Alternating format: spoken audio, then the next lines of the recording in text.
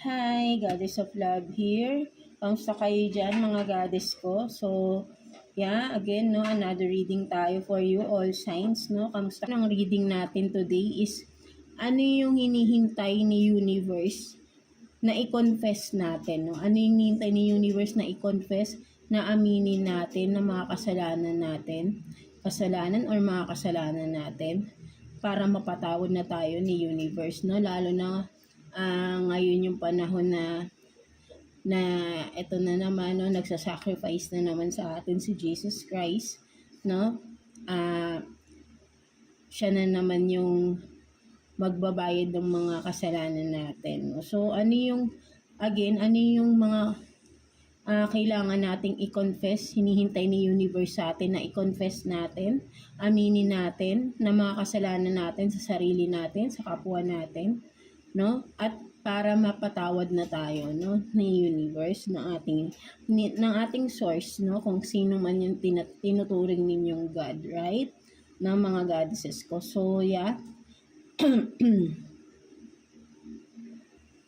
So yeah, tingnan natin, Cancer. Kamusta kayo dyan, mga Cancer natin? Let's see. Ano yung dapat yung i-confess, no? Aminin na pagkakamali ninyo. Nainintay na rin ni universe sa'yo na aminin mo na ito, mga Cancer natin, no? So let's see. Kuha tayo ng 4 cards for you, Cancer. Let's see. Anong dapat mo nang aminin na pagkakamali mo, Cancer? Let's see. Kuha tayo ng 4 cards. 4 Cancer. Natin. 4 Cancer.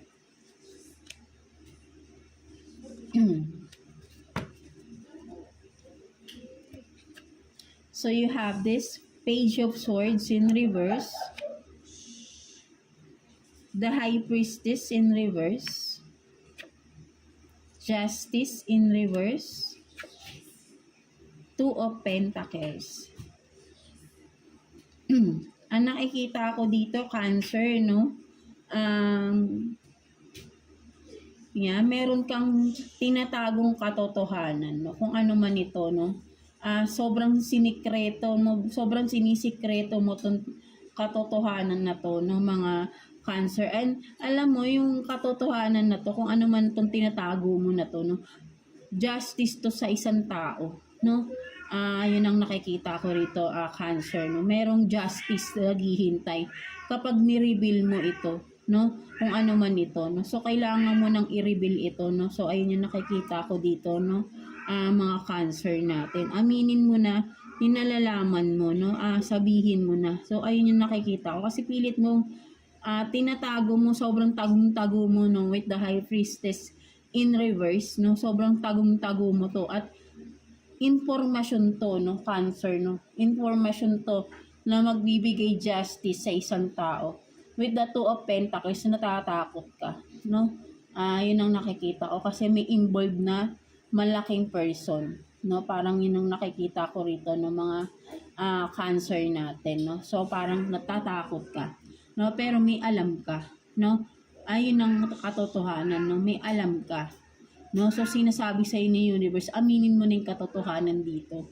Kasi yung alam mo, justice yun para sa isang tao, no? Cancer natin. Ayun yung nakikita ko rito. May alam ka na magsuserve ng justice sa isang tao kapag sinabi mo ito, no? Huwag kang matakot, no?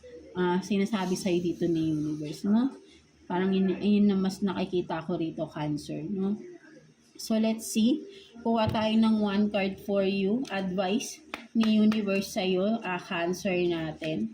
Kuha tayo ng advice for you, Cancer. Let's see.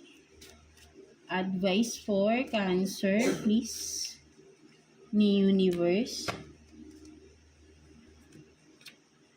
So you have this intention, no? Intention. What if the only resolution you made was to love yourself more? So ang nakikita ko rito, no, with the intention here, nakikita ko, no,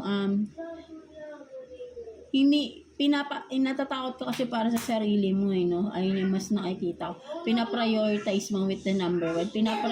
Of course, no? Pinaprioritize mo yung kaligtasan mo, no? Parang yun yung security mo, no? Siguro, medyo delikado to kung ano man tong information na may alam ka, Cancer, no? Kung sino man ito, right? No? Parang, hindi ko alam basta, it will serve justice to a particular or a specific person na itong nalalaman mo na to, no? So, ayun na nakikita ko, no? So, sinasabi ni universe dito, alam mo, kung mahal mo yung sarili mo, pinoprotektahan mo yung sarili mo, mas mapoprotektahan mo yung sarili mo kung sasabihin mo yung katotohanan. Hindi ka yung parang nagtatago ka, no? Mas lalo kang walang kalayaan kapag nagtatago ka no? Kailangan mo lang humanap din ng mga tao na mapagkakatiwalaan mo para masabi mo ito, no? Something like, kasi nagtatago ka no? Yan, no? May alam ka, no? May alam kang impormasyon na nagtatago ka. Something like that, no? So, ayun yung nakikita ko rito. Kasi alam mo yung, kung alam din to ng sinasabi na involved ng mga person, hindi malabong hahanapin ka rin nila, no? So, medyo delikado, medyo maano tong sitwasyon nito ngayon, no? Sa inyo, Cancer, kung sino man ito. Medyo complicated.